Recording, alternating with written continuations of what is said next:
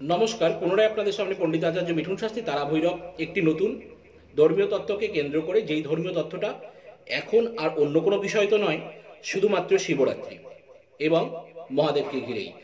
তো যেই টোটকাটি এখন আমি বলে তুলবো আপনাদের সামনে, সেই টোটকাটি হলো, আগে প্রথমে শুনুন। প্রথমে হচ্ছে প্রথম কিছু কিছু কথা আমাদেরকে বলতে হবে, না আমাকে তো বিশেষ করে বলতেই হয়, কারণ এই জন্যই বলতে হয়, মানুষকে বোঝানো খুব কঠিন। কারণ যখনই ফল পাবে না তখনই ভগবান খারাপ, আর যখন ভগবান মানে ফলটা দেবে তখনই মানুষ বলতে শুরু করবে, হে ভগবান তুমি আমার পরিবারের দিকে তুলে দেখেছো।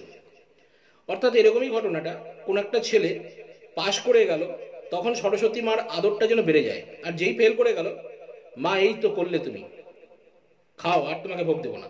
তো এই সিস্টেম আর এই কথাতেই আমরা ঈশ্বরকে মানি, দিলে দিব, না দিলে দিব না। তো তার উপর ভিত্তি করেই আপনাদের মেন্টালিটি যে যেভাবে নেবেন, আমি আপনাদেরকে তথ্য তুলে দেওয়া, আমার চ্যানেলের তরফ থেকে আমি এসেছি আপনাদের সামনে, আমার তথ্য তুলে ধরাটা আমার রেসপন্সিবিলিটি মনে হয়, তাই আমি সেই according to my responsibility I am rendering some features related to the religious matter.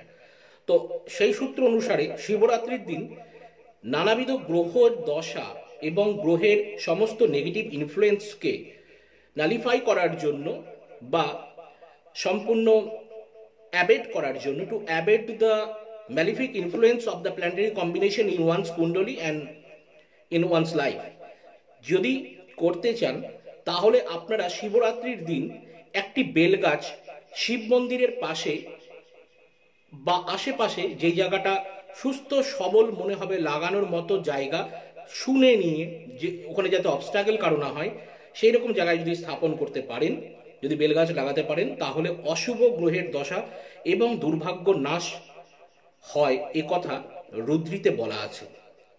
কিন্তু সেখানে কিন্তু কর্ম এবং ভাবের ব্যাপার আছে, লাগানোর পদ্ধতি আছে, অনেক কিছুই থাকে। কার ক্লিক করবে কার ক্লিক করবে না আমি জানি না, কার ভাব কার কর্মের উপর ডিপেন্ড করেই সব এগুলো রেডি হয়, এগুলো বুস্ট আপ হয় লাইফে। তো যেরকম জ্বরের ওষুধ সকলেই খায়, সবাই ভালো হয়ে ওঠে না, কেউ ওই জ্বরেই মারা যায়, কিন্তু কারো না কারো আবার লাগে। তো আমি সেই রকমই বলে চললাম, কার লাগবে আমি নিজেও জানি না, হয়তো আমারই লাগলো না, আপনাদের লেগে গেল, এরকমও হতে পারে। কিন্তু করাটা কর্তব্য। যদি মনে হয় এই কাজটি করলে আপনারা ভালো ফল পেতে পারেন, আমরা তুলি ধরলাম, আপনি যদি করতে চান তাহলে করে দেখুন। তো আজ এই অবধি, আজ আর অন্য কোনো কথা বলছি না। সকলে ভালো থাকুন, সকলকে ভালো থাকতে হবে, কারণ মা যে করুণাময়ী। জয় মা।